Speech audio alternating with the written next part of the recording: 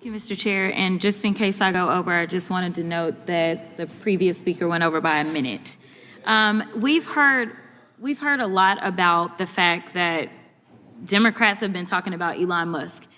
And let me give you a news alert. We're not gonna stop talking about him. We're gonna keep talking about him until he is out of here. Now, if he wants to be elected or appointed and confirmed to something, then so be it. But as of right now, we have somebody that for whatever reason, I don't know if y'all just trying to play in our face because you think we're stupid, or if you literally just cannot see the difference in a George Soros and a Bill Gates. But let me give you a little bit of the difference. Number one, George Soros nor Bill Gates ever somehow decided to turn off the spigot of money that was going through to various organizations and agencies to the extent that it had actually been ordered by law that they should have access to it, to the extent that people are dying.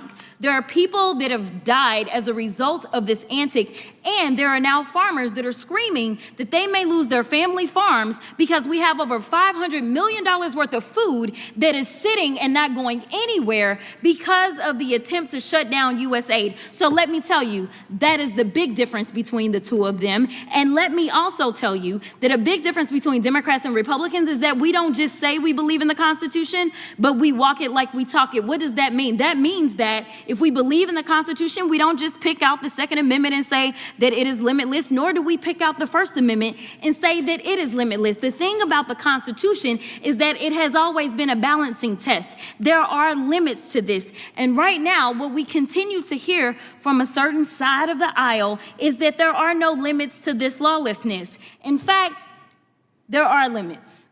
And I can tell you that one of those limits typically is around hate crimes. You may or may not know that when it comes down to it, if somebody decides that they want to send something hateful in, say, the U.S. mail, they can actually go to prison for that, up to 5 years in prison. So yes, there are always going to be limits. So when we start to talk about Trump and him being pulled down on any platform, this just happened to be after he incited an insurrection. This just happened to be after, in a bipartisan way, this particular chamber decided that they were going to impeach him. So there was something a little different about what he did, because as we know, it led to people actually dying.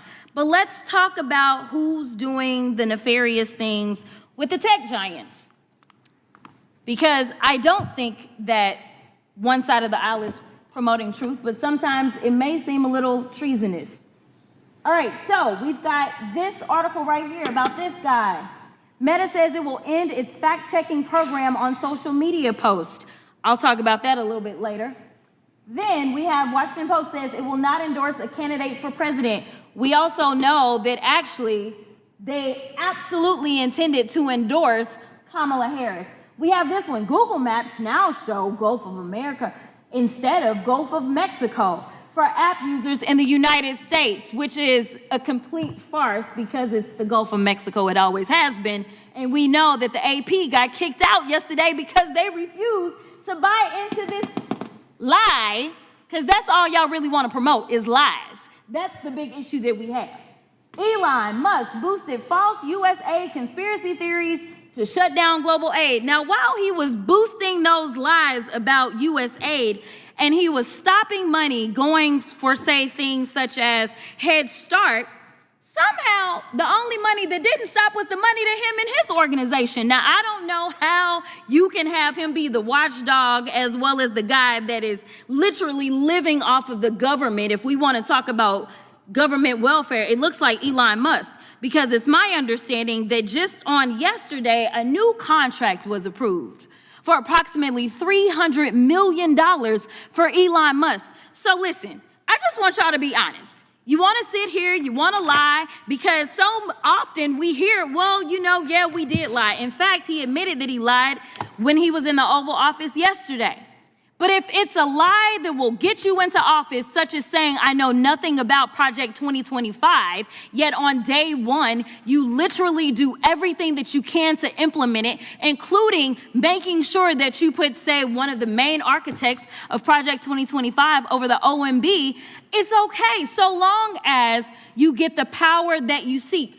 The problem is that the game is going to be on the American people. And when I say the American people, I mean all of us. Unfortunately, I am also stuck in the twilight zone because of the lies that were allowed to be propagated. Just like when you're talking about vaccines and all this nonsense. Right now in my state of Texas, there is an outbreak of measles. And what they are finding is that because there's been so much disinformation about vaccines, that kids are sick right now with measles that they did not have to have if they just trusted doctors and experts instead of randoms online. So I will end by saying this, Mr. Chairman, because I know we believe in Jesus in this chamber. In John 8:32, it says, "The truth shall set you free."